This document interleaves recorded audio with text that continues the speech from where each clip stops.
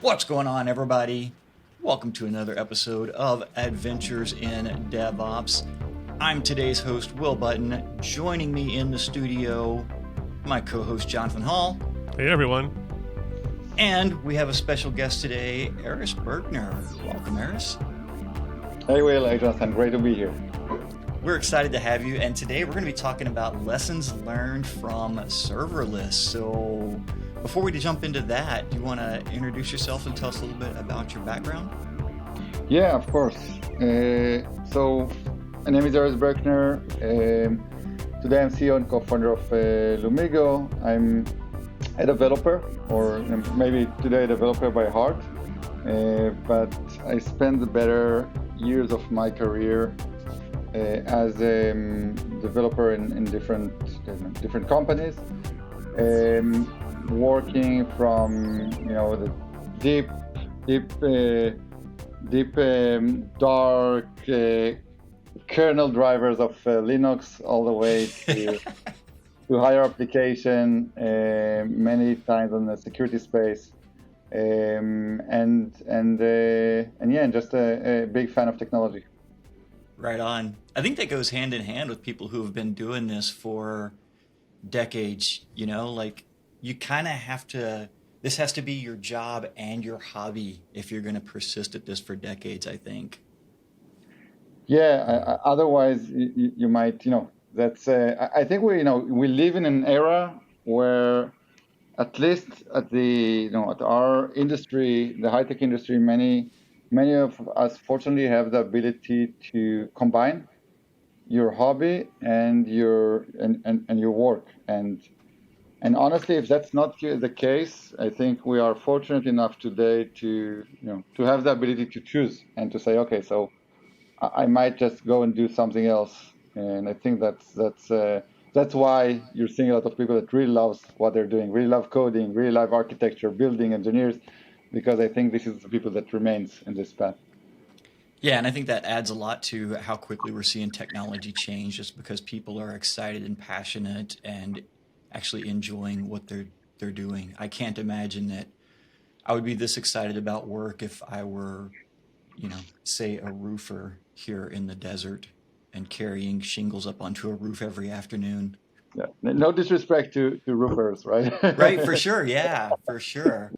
Yeah, but yeah, for sure. But I must say, I always, because I'm 100% software guy, I always admired people that are actually doing what I call actual work and actually building something physical, doing something physical. I always say that's so much more than what I can do.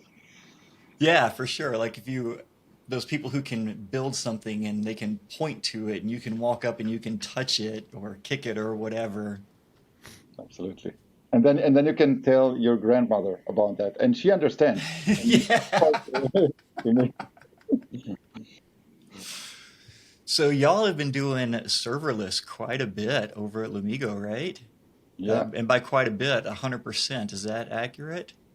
That is accurate. We are. I think today I think we degraded to 99%. Oh no, you're not purist anymore.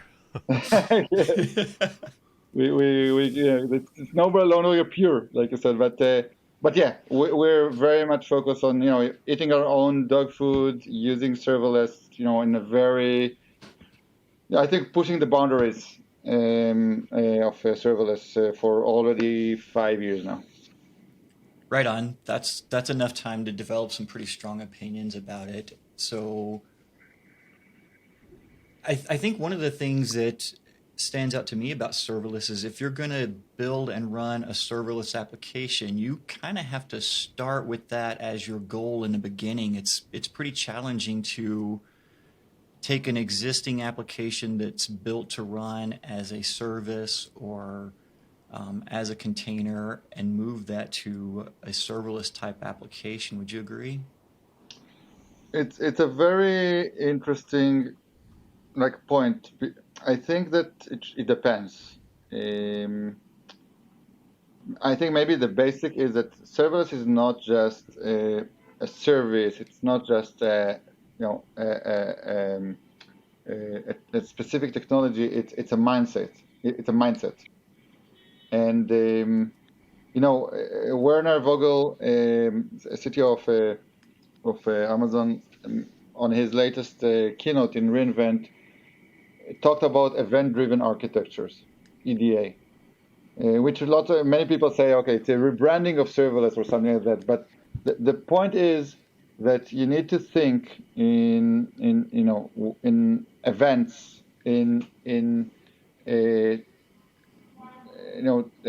decoupling different services in a very, very strong architectural manner in order to go serverless.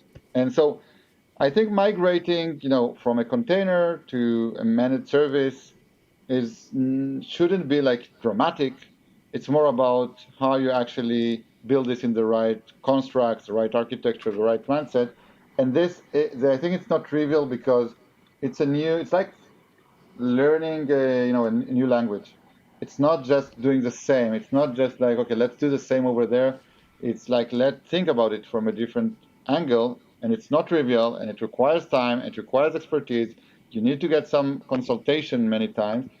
And I think this is why it's perceived as significant change or migration when doing so. And the last thing is that many times it's done in baby steps. So if you architectured, container environment in the right way, you can take a specific microservice and just migrate this, and that you're done for this month, and then baby step like this. It's something that's intrigued me, and I've never really played with it very much. So most of my knowledge is theoretical. So it's probably hard for me to ask very intelligent questions. But I'll tell you, there's one thing in this article that really popped out at me, and I think is a relevant discussion, probably for other topics too. And that is the idea that logs are overrated. Do you want to talk about that a little bit, maybe? Why are they overrated, and yeah, what do you replace them with? Yeah, it's a bold statement, right? It is. Mm-hmm. Yeah. So I think maybe just before diving into that, maybe it would help to actually define what serverless is, just because I think many people have different definitions. Sure. And there's a big fight over there, ideologically, like even within, the cloud providers, is that defined serverless or not? So by no means this is a complete definition, or this is just my, single person definition. But for me, the serverless architecture concept mindset is about consuming more and more managed services with APIs that can scale, opposed to just building, renting a server and building your software on top of that. So instead of just, getting few servers and building your software over there, you use a lot of the software as a service. So be it database as a service like Snowflake or DynamoDB that you can just consume via API. You don't need to don't need to build it. Manage queue like AWS, SNS, SQS, EventBridge. S3 manage file system. And the point is that through this managed services, like Lego pieces, you can today build almost every application just by connecting those Lego pieces together in a very fast way to build, not to build, but to, let's call it, glue together these different services. So when I talk about serverless, it's functional service like AWS Lambdas, but it's all the variety of managed services within the cloud provider or external to the cloud provider, and that's as a service concept that I refer to. So maybe that would be just like the first definition before we go into the logging. But I'm just interested to hear. Yeah, that's okay. So are you saying that you include things like database as a service as part of the definition of serverless? Absolutely. Okay. Absolutely. Exactly. You got that just right. I even define containers as a service in the broad serverless spectrum. It's for me, it's something that you consume, you don't manage, and it can scale. This is, without getting philosophical, this is what helped me as a developer to just connect, glue this, run this, and I'm done. Got it. Great. And now when you think about that, to your question about logs, when you have this this microservice environment with a lot of managed services that you don't control, you don't own, you cannot code over there, you cannot change the API. It's a closed garden. You cannot do anything on there. You don't issue logs, right? Because it's not your system. You don't know. But all of a sudden, sometimes there are dozens or more microservices in those managed services environment. Getting a log all of a sudden feels very limited, because a log on the one hand side is limited to that specific service in that specific time and specific event. So it's not enough to tell me the entire story, what happened across dozens of services in that request. I have to correlate a lot of logs in order to figure this out. It's called distributed tracing. On the other hand, everything is logged today. People talk about logs fatigue because so many things are logged, and it's very, very hard to find the right log of what you need in order for you to understand what happened. So that's kind of like why logs are overrated nowadays. They're so maybe it makes sense like 10, 15 years ago, and the alternatives are what distributed tracing companies, observability companies offer today, with tracing, with the ability to focus you on a single request, end-to-end request, so a developer can debug without looking at logs, just looking at the actual data that goes from one service to another and getting to a root cause. Gotcha. So the logs themselves are typically independent events, and then when you're jumping from serverless component to serverless component, whether that's a Lambda function or a container or database service, it's really challenging to correlate those string of events together as one sequence of events, and that's where observability steps in to provide you that higher level picture of here's your data and here's what happened to it at each step of the way. Is that like a good summary? That's actually a really good summary. I would say, yeah, and think about system at scale. So even two components. This component, Lambda container, let's say has 1 million requests going in every minute, and the other component also have 1 million events going like as a next step. And now all of a sudden you have 2 million events and logs. No, maybe 10x of those logs. But the real problem is, like you said, how do I connect just the two logs that I want to dive into? And this is where it's challenging. So yeah, absolutely. It's about connecting, correlating the entire system with logs. You can just regex it, right? grep. Right? Heck yes. This is actually what people are doing, right? Because so they have some sort of a unique identifier, and they search for that unique identifier across the millions of logs. So that's the other layer of this. And you know how I know that you identifier as unique is because I just SSH to the server and put the line in there that says 1, 2, 3, 4, 5.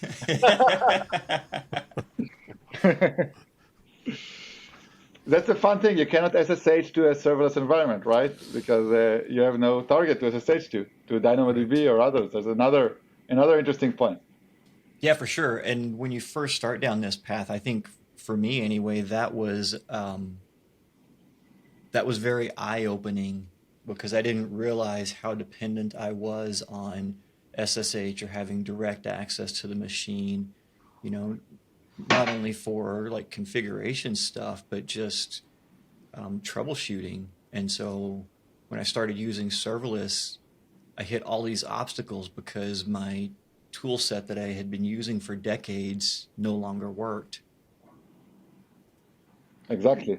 exactly. And this is an example of a great example of the mindset that I'm talking about and the shift. So I used to SSH to servers as well when I was developing.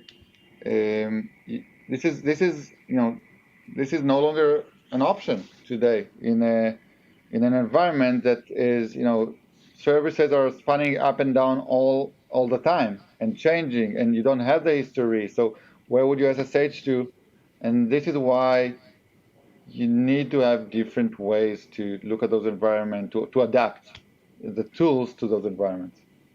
So whenever you're trying to approach the observability aspect of it, what are some of the key questions you should be asking to build out a good observability platform? Well, I think the basics. We need to remember the basics doesn't change, right? So what do we want? We want to build a solution to a problem that we have, a business problem, and this solution needs to meet some criteria of functionality and SLAs and whatever the boundaries are. So that's one. And then the second, and this is where observability comes, we need to have the ability to make sure that we're meeting the SLAs. So if something goes wrong, we need to know about this. We need to in X minutes after the problem. We need to have backups, of course, like high availability, and we need to be able to get to the root cause in Y minutes or Y hours or whatever it is SLA is. This is not new, right? This is just the idea of we need to run production business critical application doesn't change. What does change when we talk about modern cloud observability is how can we get there, and this is where Jonathan talked about the logs. It's not about the logs. The logs can be great, they can help, but just having a bunch of logs doesn't help in those environments. It's no longer the metrics that we used to have. So when I was working with servers, I always kept an eye on CPU, right? If it's more than 50% CPU, we need another server. Right. Same goes to memory, I/O, but it's different. Like, who cares about the memory or I/O of DynamoDB or S3 or Stripe? Or there are different things that we need to be looking at on those environments. So things like, no, I'm using Twilio. I want to make sure I'm monitoring that service in terms of latency hiccups. That's becoming much more important. No, I don't care about their CPU. If I'm using lambdas, I want to make sure that I understand cold starts, and is that a big thing for me? If I'm using DynamoDB, I want to get alerts on capacity issues in terms of read, writes. My definition, I can adapt those, but I need to know. So that's a bit of the visibility that really changes. Again, the same target. We want to make sure the system is up and running, but we need to watch other things. If we watch the old things, we will just get hit on the from a different side. So that's one thing about looking at different thing, and the other is actually debugging.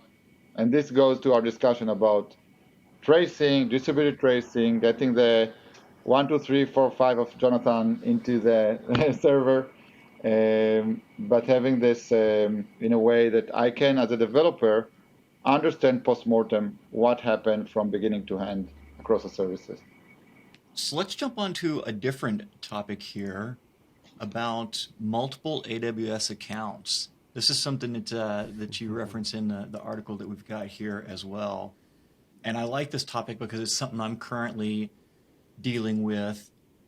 And so just to set the foundation here, the idea between in AWS of using multiple accounts is you have a separate AWS account for development and for production for each application or each team that you're supporting, and that gives you the ability to give a little more permissive access to your development team and your development environment, and then no one gets access to production. And then on the, whenever the day comes that you actually do get hacked, you kind of minimize the blast radius because that AWS account has only limited resources in it. What's your experience with like how granular to go with that? Like, um, is there such a thing as having too many AWS accounts? Hmm. Surely It's a not. very good question. Yeah, go ahead, Jonathan.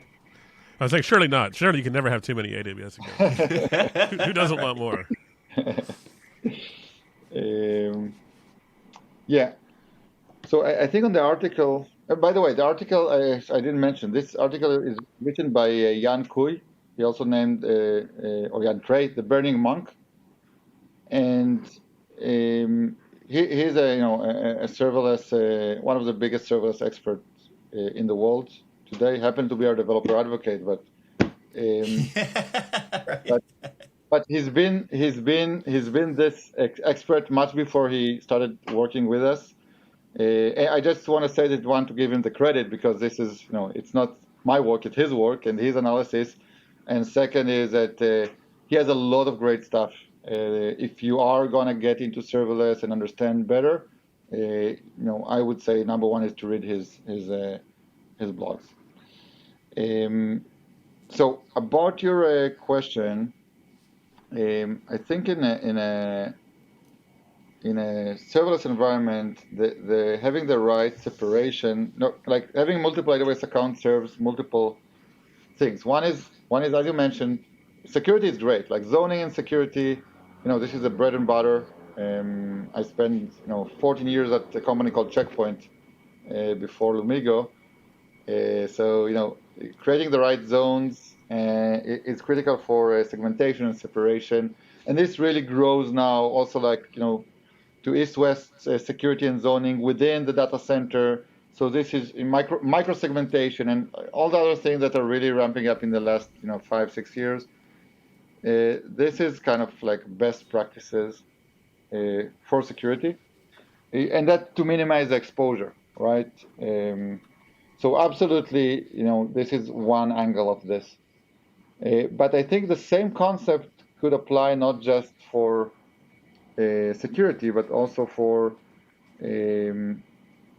different implication of one environment over another. So if I'm let's look at having one AWS account, for example, for your entire company. Let's suppose I have 40 developers, one staging environment, and one production.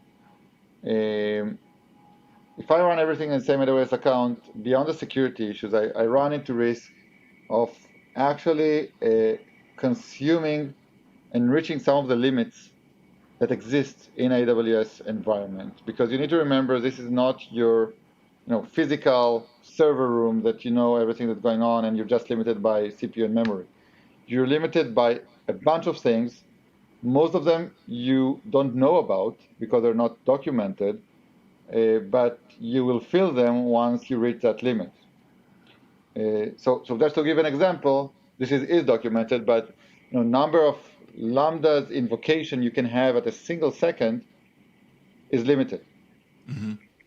So if a developer now run an experiment, a stress test on the environment, all of a sudden your production will suffer and you will start having issues in, throttling your lambdas in production.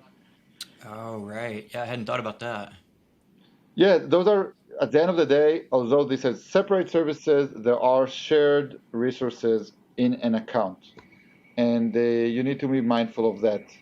This is one perspective, the resource utilization. And the other one is risk. If a developer deletes his account, that's okay, we can build a new account. If he deletes the production account, that's a bit more of a problem. Maybe. So this is why at Lumigo, and this is, I think, today almost the best practice if you're really practicing, at least serverless in AWS, is to have separation of accounts, have an account, best would be account per developer, account for testing, account per staging, account per production, at least one. And then have a very clear separation and role segregation. And the only downside of that I at least know of is managing all of those accounts. And that's a challenge. But Will likes that part, so there's no problem. Right. Yeah, that's absolutely. That's what everybody complains about with AWS accounts, isn't it? Yeah, for sure. I have so many accounts.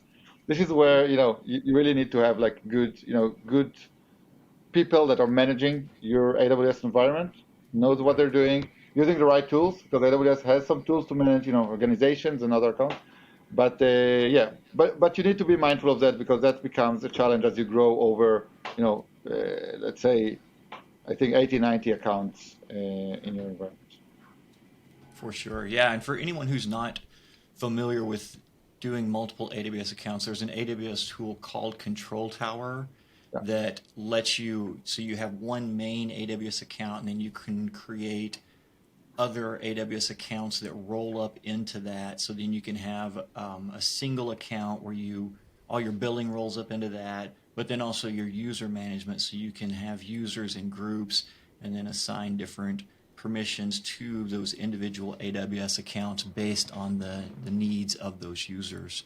So it's not literally you going to AWS console and creating 75 individual AWS accounts. Yeah, exactly.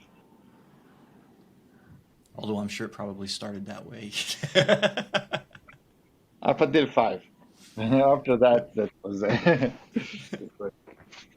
I'm curious to talk about a tangential topic, and that's just the name serverless. I mean, I think we all know it's a marketing buzzword. It doesn't actually mean there aren't servers involved. What name would you choose if you were going to rename this today? What would you call this thing? No, that's a very interesting question. Or maybe you like the name and you would change it. I don't know. No, I don't really like the name because you're absolutely right. One, there are servers behind the scenes, always. Number two, it's kind of like, it's very hard to define something by saying this is not X. Right. No sequel all over again, right? It's like introducing me. I'm not Will, right? It's not. Yeah. I'm Erez, right? So I think Although you have to say, you have to admit, it worked for wireless. When radios were invented and wireless internet came out, those seemed to work pretty well. Right. Anyway, I'm sorry. I'm taking us off track. No. That's actually interesting. And no, but I think on naming of serverless, I think, and I'm not a marketing genius, but I would actually. This is why I'm calling this sometimes managed services, because I think it's not the fact that you are not running your servers. It's the fact that you are not managing or maintaining your servers. It's somebody else's work. So I don't know if that's I don't know if that's a name I would choose as a marketeer of AWS, but the concept of having a managed service fits more than no server kind of thing. Yeah. Yeah, I don't know what name I would choose either. I mean, you use a broader definition than I think a lot of people do, because I usually think of serverless as kind of like functions as a service. But if you want to include database as a service, then function as a service is far too narrow. I do like the function as a service better than serverless, but even that isn't quite perfectly right. It's like I'm not paying for functions. I'm paying for execution threads or something. So maybe it's threads as a service or something like that. I don't know. Or execution as a service, or I don't think we're going to change the name as an industry anytime soon. So this is mostly just a beer time sort of conversation. It's not really going to be useful.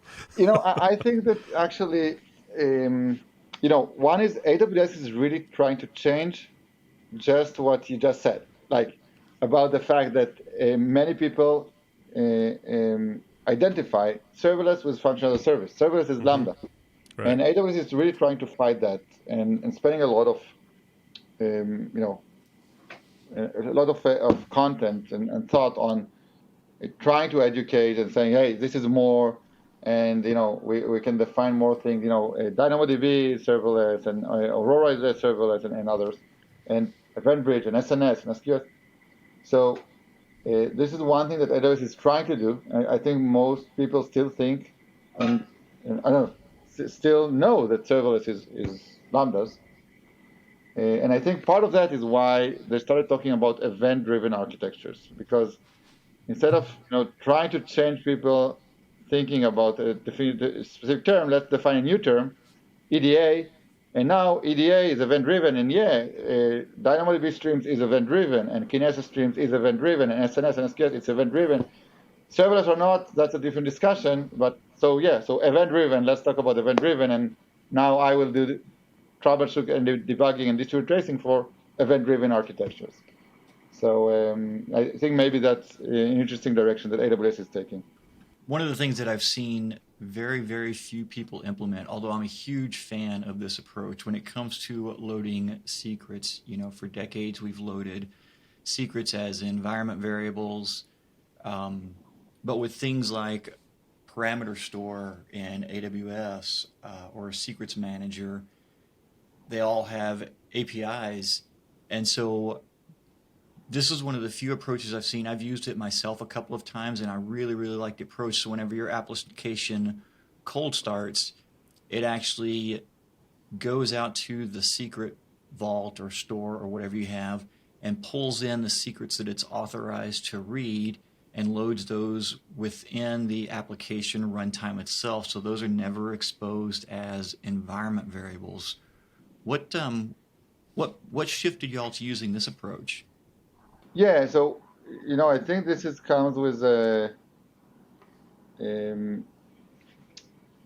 fact that this is also a mindset thing, because you need to remember that an environment variable in AWS is open, and anyone that can log and see the console and the Lambda can, or from the command line as well, can see the environment variable. So once you understand that, it's very clear that you cannot use that for secrets.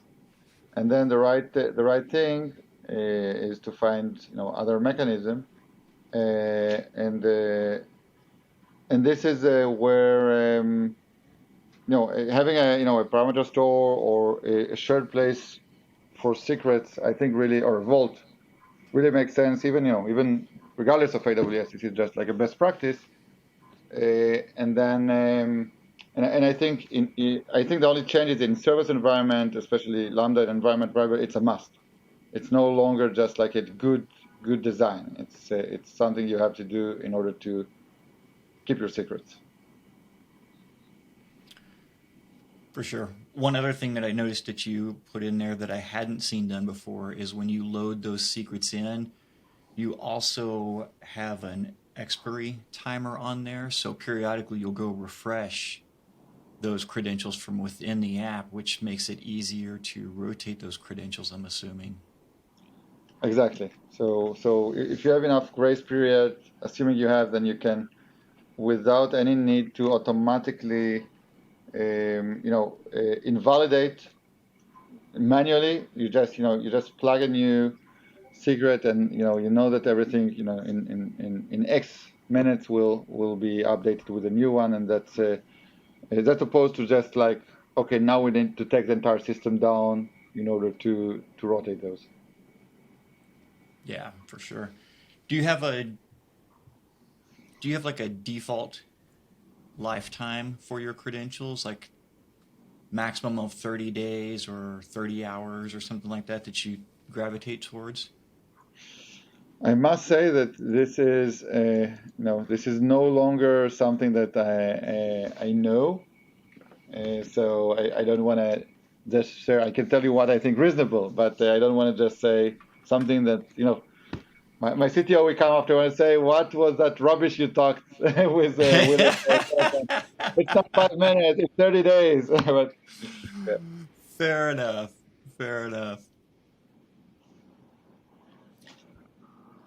So when it comes to applying least privilege to different resources, that's something I've always struggled with. I think that's one of the big deficiencies of AWS is, okay, I want to apply the least amount of privileges to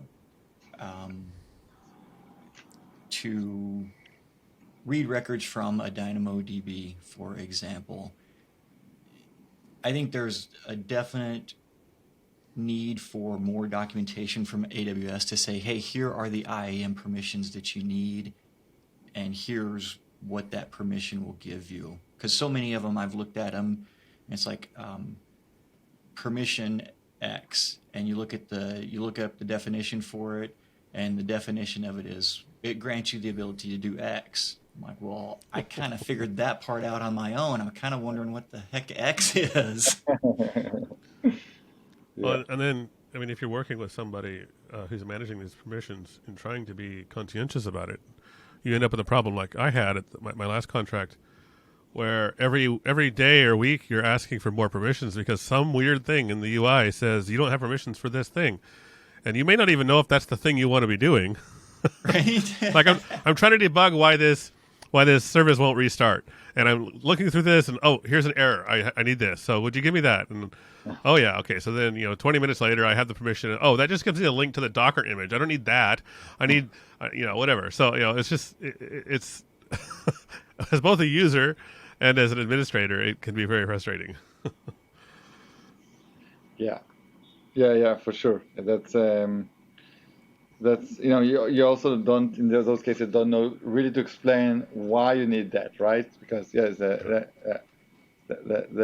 computer told me so, kind of thing. So Right? Yeah. Here's the permission denied message. Clearly, I need this permission. Yeah. So I think that this is always a challenge, and it works in the principle, right? Least privilege principle really makes sense when you work and plan your system, on the whiteboard. But I think you probably know better than I do that this really gets messy in real life.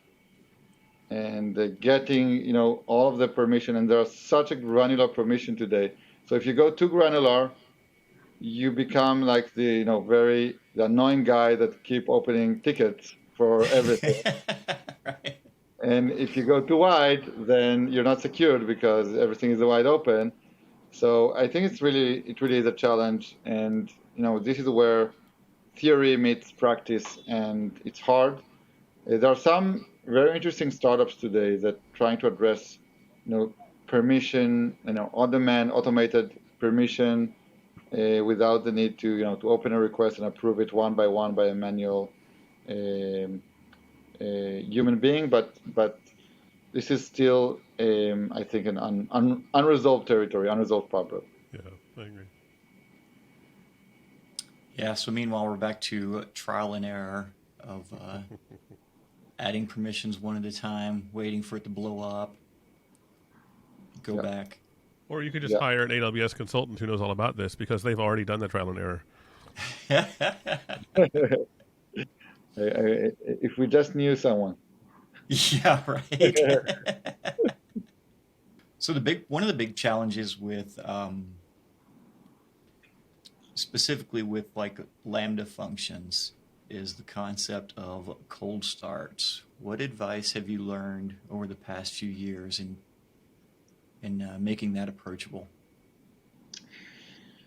Yeah, so cold start, just to share for those who doesn't know what cold start is, this is what happens when a Lambda wasn't invoked for some time. So when Lambda is not invoked for some time, or even when it is invoked, every once in a while, AWS decided to refresh the container underneath and basically kill the container and spawn a new one. And that means that it will take time for the next invocation to load everything to memory and get through all the constructors and all the basic things that initialization. So this will manifest like some single invocation is going to hiccup. If you're usually doing like 100 milliseconds, all of a sudden for one invocation, that's your average, you will have a hiccup, let's say every hour of 1 second. And it can be 3 seconds, it can be half a second, it can be more common or not. And this is especially problematic for systems that have spikes, because if you are just like on a steady rate and then all of a sudden I need on this specific second 1,000 more executions in parallel, AWS needs to spawn 1,000 more containers to serve those lambdas that are now happening, and they weren't like hot containers. There were nothing over there, and then if you're spiking like this and then you're going to sleep and after an hour you spike again, this can be a real problem because it creates big latencies every hour. So that's kind of like the problem of cold start, and AWS is constantly working to improve that, but it's still a thing. And I think what I learned is that the first and foremost it goes back to visibility, is to understand, do you have a latency problem? And if you have a latency problem, is that because of cold starts? And there are questions that are not trivial to answer in a like in a distributed environment. But there are ways, and we have some articles. Jan wrote some articles about how can you, build metrics to identify latencies and cold starts. And we bake those in as an example into Lumigo platform, because this is a recurring challenge for the customers. So instead of you building all of this and analyzing this, it's kind of one of the things that you get out of the box. And this has been very, very useful. The reason I'm showing this because we're seeing people that are actually taking a lot of action based on identifying cold start, identifying latencies. So my experience would be, number one, make sure that you have this in place, either with a tool or in CloudWatch. You can build that metric in CloudWatch through the log. And the second is, once you have it in place, if this is a real problem for you, there are many ways that you can improve the situation of cold starts. Just to give 2 examples, but again, there are a lot of blogs and articles around that. One would be to reduce the amount of initialization that happen when the container spawns up. So save it to a later stage and then do it incrementally, not at once. And second would be keeping the container warm. So if you know that you're going to have a spike, if you can, 1 minute before that, start raising the lambdas, that would be great, because then you won't hit that on the critical time you have. One thing I wanted to ask that I've noticed here. So whenever we're building these things out and using a lot of managed services, like AWS has gone out of their way to make it really easy to use the console to point and click your way to success. But just on the whole, I really try to avoid that and use infrastructure tools, whether that's Terraform or CloudFormation or something like that, just so that there's like formal written documentation of how the infrastructure is built and the changes that happen to it over time. And I've been wondering lately, am I just like fighting an uphill battle on this, or should I just give in and embrace the console? So what are your thoughts on that? Yeah, winners don't use drugs, developers don't use console. No, I'm kidding. But honestly, I love the console. I don't. Maybe that's over exaggerating. Nobody loves the console, but I use the console. But when I see the developer team. I don't think many of those are using the console today, because you want to get things via code, you want to get things via API, you want to get scripts running. You don't want to do things manual just yourself. I'm not developing today, so it's easier for me. I just want to check something, so I go in and just view. I think for viewing Mhm. that's great, but if you're really developing, you'll find number one, the console is much more limited. As always, like the support for an API is there, but it always takes time until it gets to the UI, if it gets to the UI. And then you really don't want to do changes that you cannot repeat, that you cannot run via script. And so this is another thing why I think console is more popular when you talk about building significant systems or serious systems. Not sorry, the command line or APIs, and that would also be my recommendation. Like if sometimes it's easier. You just want to do a quick something like playground or hobby, or just want to view something that's easy. But I would recommend on the day-to-day to use the API, CM, command line, or scripts. It saves a lot of time, and it also saves a lot of mistakes that are just done since somebody went into the console and clicked on this and it was unsupervised. Yeah, for sure. Because I'm sure you can get the. I'm sure somewhere in AWS there's a log that would tell you that would happen, but I'm not sure where you would go to find it and how long it would take you to get to that point. Yeah, you can go to CloudTrail and to see some of the audits. It's not everything, but I think it's decent. But at the same time, this is good for really, like, I think mostly for auditing and trying to understand. But on your day-to-day, when you go to an environment, you want to be able to see, in your logs and in your system what happened, and not through just like, an auditing tool of AWS. I think it's much harder, Yeah, yeah. Versus a pull request. for example. Yeah. Yeah, cool. What's your tool of choice for doing the infrastructure management? So we actually have we're having like a homegrown tools over here. So this best fits our needs today. And I think this really develops in the last 4 or 5 years. I'm not sure, and I'm not really monitoring that space, but might just be that today the right thing is to take like one of the cool startups that managing the infrastructure instead of building your own thing. But for us, it's already working and it's pretty well, so we're good with that. Yeah, for sure. It's hard to, like, once you have all the bugs ironed out, it's hard to justify switching over to something else. Right, right. Jonathan, what about you? What's your favorite tool? I don't really have one.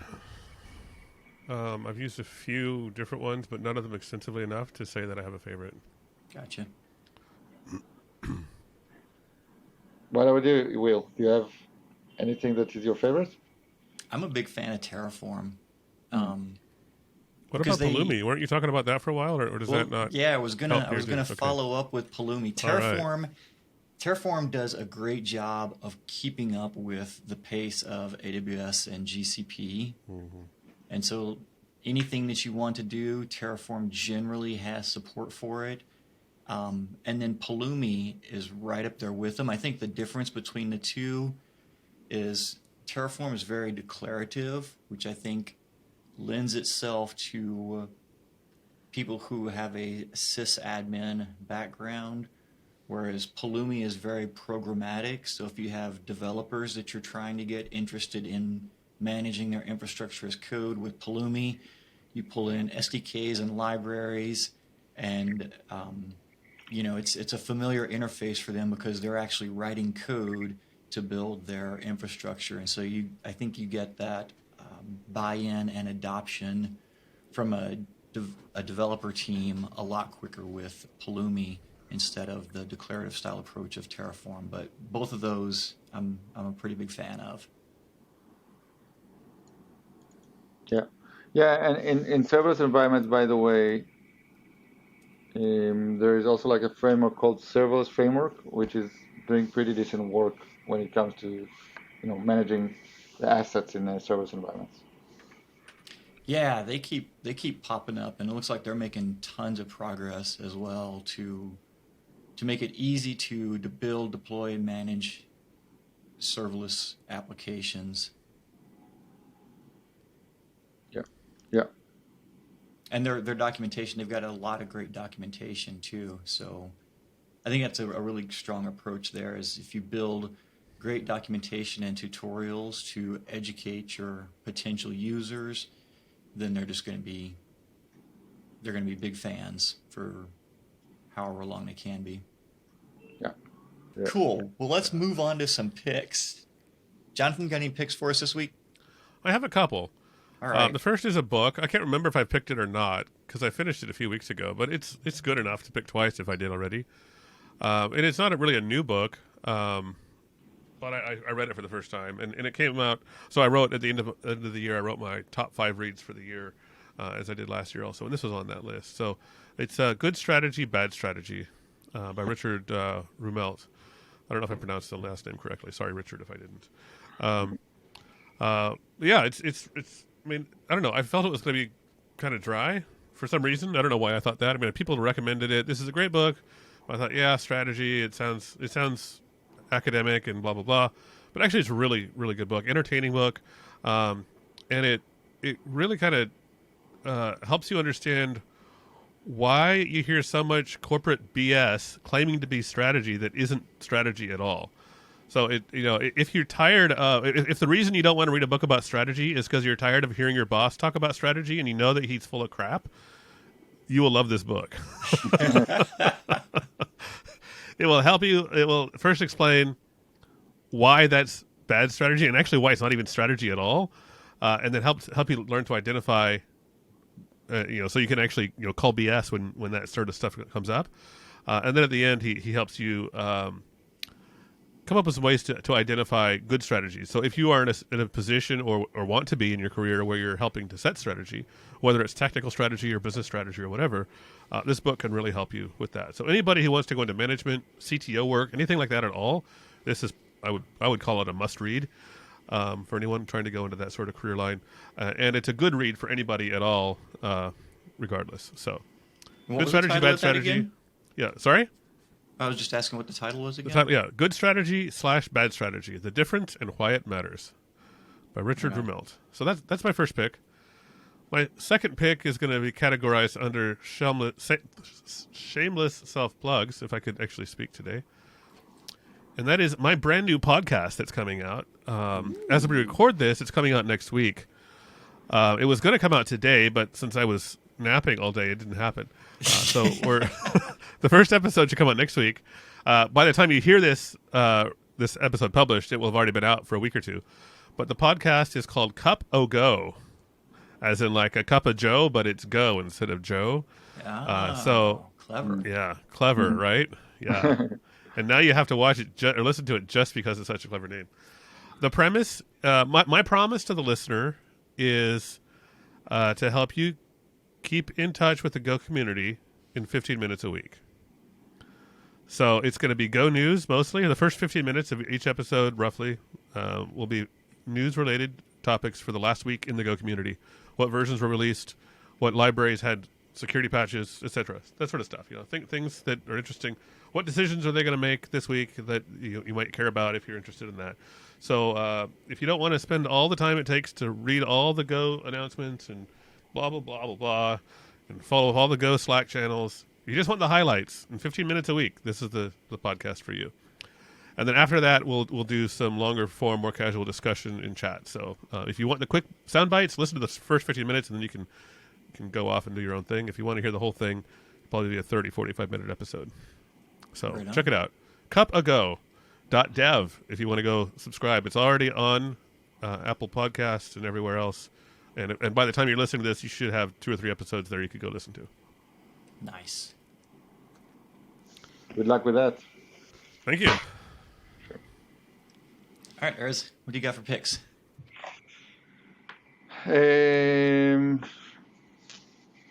Yeah, so I would recommend. I think that the thing that comes to mind, and it can be in any category, right? Any category at all. Yeah. Anything goes. Yeah. So I happened to watch a very old movie, relatively old movie, recently that I consider one of the best movies ever created. Um, you guys want to guess? Is it the Christmas movie with William Shatner? How did you know? Will, what is your guess? I'm going to go with the other top Christmas movie, Die Hard. Oh, nice, nice. It's not that, but I like it. It's not as it's older. So I actually saw Godfather, Oh, yeah. Oh. which I really like. It's so everything is so slower and than what people do today, but much more profound and such. Oh yeah, amazing. Yeah, yeah. Jonathan just showed us like the book, The Got the book Godfather. on my shelf. On the shelf, yeah. So if anyone didn't watch it yet, I highly recommend it. Marlon Brandon, doing an amazing acting over there, and I really like the subtleties. Like you really feel that they spend the time on every minute in that long movie, and they really think about the nuances to build the right story, the right feeling. So I really love that movie. It Excellent. is a good film. I like it. Yeah, good call. All right, for my pick this week, I am picking for Christmas. I got a Theragun massager that's just been super cool. And this one's actually pretty small. I'm holding it up to the camera here, but since this is a podcast, you don't know that. But it's just a little bit larger than my hand. But the battery life's on it really good, and it's great for just like digging into those sore muscles. And especially if you've been sitting at the keyboard all day and your back's all tight and sore, it just works everything out. And yeah, I've seen them around for years. My wife bought me one for Christmas, and now I'm like, wow, so that's why everyone likes those. Cool. So that's my pick. And Erez, if people want to interact with you, hang out with you on social media, anything like that, where's the best place for them to head? Yeah, I think all Twitter, direct message on Twitter or LinkedIn, or even through if they're using the Lumigo is like free and easy to sign up. So we also have like a chat through the platform that I many times answer on my own. So or try to. So actually, on every channel that we have is from Twitter to LinkedIn to Intercom on the platform. All right, cool. Well, thank you so much for joining us today. This has been a great conversation, and look forward to seeing you on here again. Thank you very much for having me. It was great fun. Right on. Cool. See you, everyone.